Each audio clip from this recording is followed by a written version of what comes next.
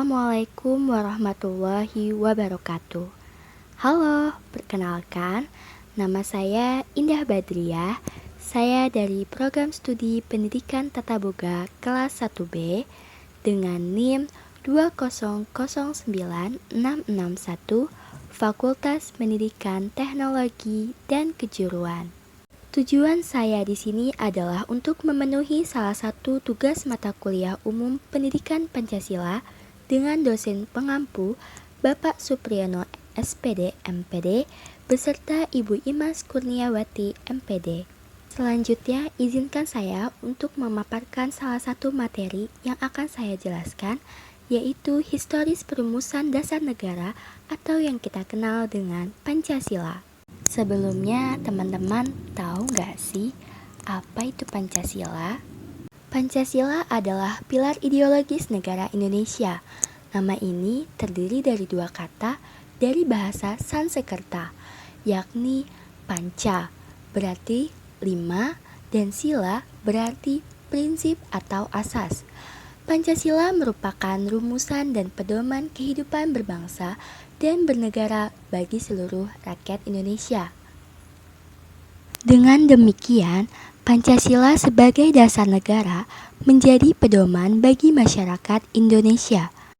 Nilai-nilai dalam Pancasila adalah nilai yang mendasar untuk dijadikan pedoman, peraturan, dan dasar dari norma-norma hukum yang berlaku di Indonesia. Pancasila sebagai dasar negara dan pandangan hidup bangsa sudah tertuang di setiap sila Pancasila. Semua sila Pancasila memiliki keterkaitan antar sila atau Pancasila adalah satu kesatuan yang tidak bisa dipisahkan. Setelah kita mengetahui sedikit ulasan tentang Pancasila, selanjutnya saya akan menjelaskan dan memaparkan sejarah umum perumusan dasar negara, yaitu Pancasila. Yang pertama adalah pembentukan BPUPKI. Jepang meyakinkan akan janjinya terhadap bangsa Indonesia untuk dimerdekakan dengan membentuk Badan Penyelidik Usaha-Usaha Persiapan Kemerdekaan Indonesia yang kita kenal dengan BPUPKI. Pada tanggal 28 April 1945, diumumkan pengangkatan anggota BPUPKI. Ketua BPUPKI ditunjuk adalah Dr. Rajiman Widyodiningrat dengan wakil Ichi Bangase dan sebagai sekretaris RP Suroso. Jumlah anggota BPUPKI adalah 67 orang yang mewakili hampir seluruh wilayah Indonesia. Masa persidangan pertama BPUPKI yaitu 29 Mei sampai 1 Juni 1945. Setelah terbentuk BPUPKI, segera mengadakan persidangan. Masa persidangan dimulai pada tanggal 29 Mei sampai dengan 1 Juni 1945. Menurut catatan sejarah, diketahui bahwa sidang tersebut menampilkan beberapa pembicara, yaitu Profesor Mr. Muhammad Yamin, Insinyur Soekarno, dan Dr. Supomo yang menjadi para tokoh pengusulan rumusan dasar negara. Pidato Profesor Muhammad Yamin berisikan 5 asas dasar negara, yaitu peri kebangsaan, peri kemanusiaan, peri ketahanan, peri kerakyatan, dan kesejahteraan rakyat. Selanjutnya, Dr. Supomo menyatakan gagasan tentang rumusan 5 dasar negara, yaitu persatuan, kekeluargaan, keseimbangan lahir dan batin, musyawarah, dan keadilan rakyat.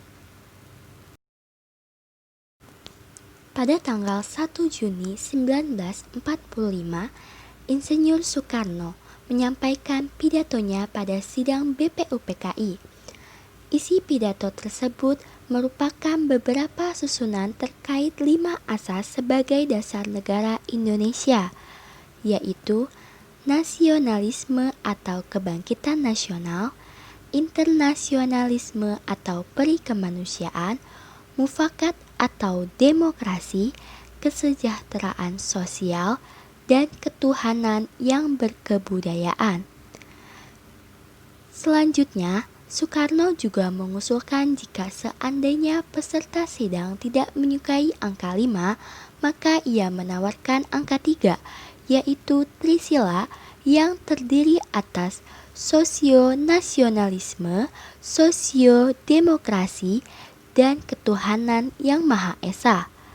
Soekarno akhirnya juga menawarkan angka 1, yaitu Ekasila yang berisi asas gotong royong.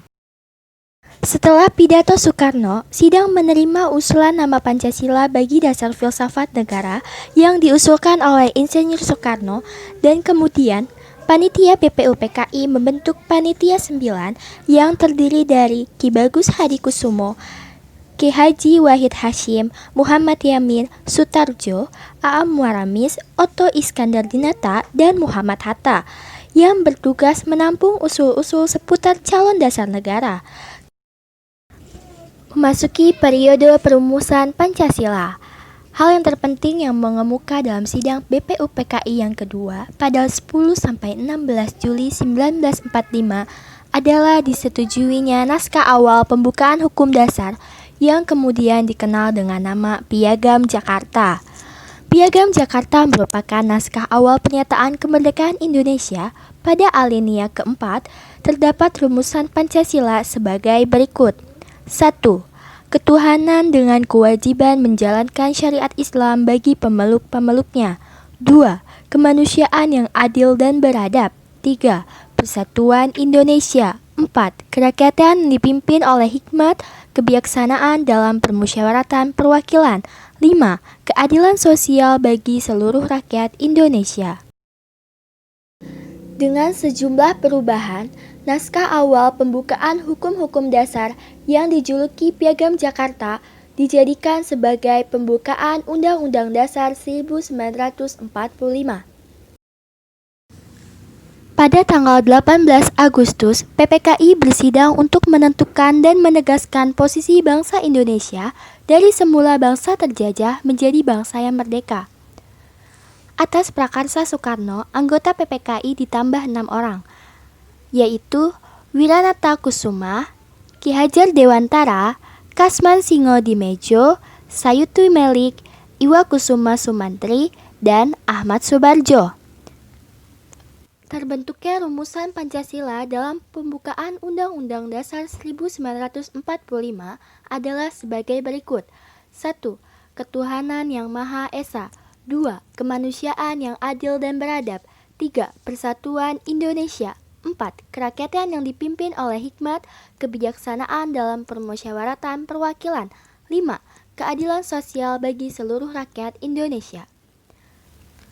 Sejarah bangsa Indonesia juga mencatat bahwa rumusan Pancasila yang disahkan PPKI ternyata berbeda dengan rumusan Pancasila yang termaktub dalam Piagam Jakarta.